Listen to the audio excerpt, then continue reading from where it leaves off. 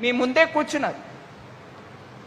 ప్రతి ఒక్క బ్యాంకు కూడా గ్రామాలకు వెళ్ళి నువ్వు మత్స్యకారరా, నువ్వు మేకల్ని పెంచుతున్నారా, మీరు బండిలో పళ్ళులు అమ్ముతున్నారా అని వెతికి ఎవరికి ఇప్పటి వరకు లోన్ దొరకలేదో వాళ్ళని ఐడెంటిఫై చేసి వాడికి మనం లోన్ ఇప్పించాం.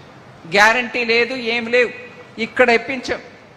బ్యాంకులు మీ వైపు వస్తున్నాయి, మీరు వెతుక్కొని వెళ్ళట్లేదు. 2, అందరికీ ఎవరికి అర్హత ఉందో వాళ్ళకి ఇవ్వాలనే ఆ మనస్తత్వంతో బ్యాంక్ వెళ్తుంది. ఢిల్లీ నుంచి ఫోన్ వచ్చి పల్నాకి ఇవ్వు వద్దని చెప్పడం లేదు. గ్రామంలో ఉండి అర్హత ఉంటే వాడికి ఇప్పించమంటున్నాం.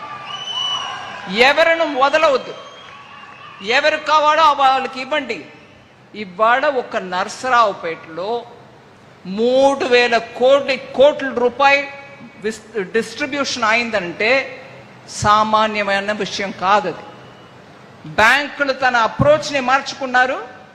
జనం కూడా ఇవాళ వాళ్ళ బిజినెస్ చేసి వాళ్ళు బాగుపడాలని కోరుకుంటున్నారు. నర్సరావుపేట దానికి ఒక మంచి ఉదాహరణ. అందువల్ల ఇక్కడ వచ్చిన ప్రతి ఒక్కరికి, మీ అందరికీ నా తరపులో మోదీ గారికి నేను ధన్యవాదాలు చెప్తూ ఉండగా మీ అందరికీ కూడా ధన్యవాదాలు చెప్తున్నా. మీకు దొరికిన ఈ అవకాశాన్ని మన ముఖ్యమంత్రి గారు చెప్పినట్టు మంచిగా అవకాశాన్ని సదుపయోగం చేసుకోండి.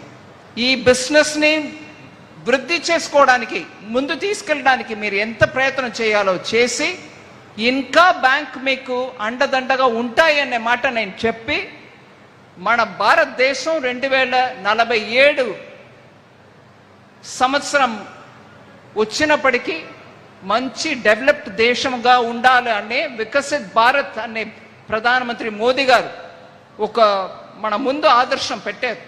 ఆ ఆదర్శాన్ని మనం అందుకోవాలంటే మన అందరికీ బ్యాంక్ సదుపాయం చెయ్యాలి, అండదండగా ఉండాలి అనేది మన అందరం అర్థం చేసుకుని బ్యాంకుల్ని కూడా మన సదుపయోగం చేసుకోవాలి. ఇంకా ఎక్కువ మీ సమయం తీసుకోకుండా ఇవాళ మా అందరికీ ఈ ఆపర్చునిటీ ఇచ్చి బ్యాంకులు మీ సేవ కొరకు మీ వద్ద వచ్చారు.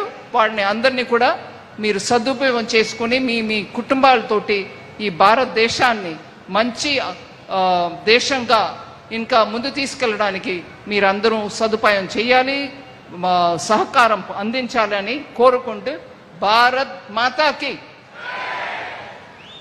పల్నాడు అంటే నేను భయపడుతాను అనుకున్నా, పల్నాడు అంటే బలం ఉంటుంది అని అనుకున్నా, పల్నాడు అంటే ఢిల్లీ వరకు నిలబడాలని అనుకున్నా.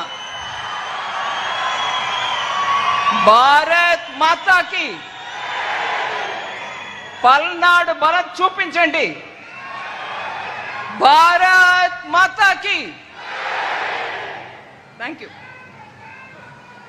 Thank you madam, thank you very much. మరోసారి అందరిలో ఉత్సాహం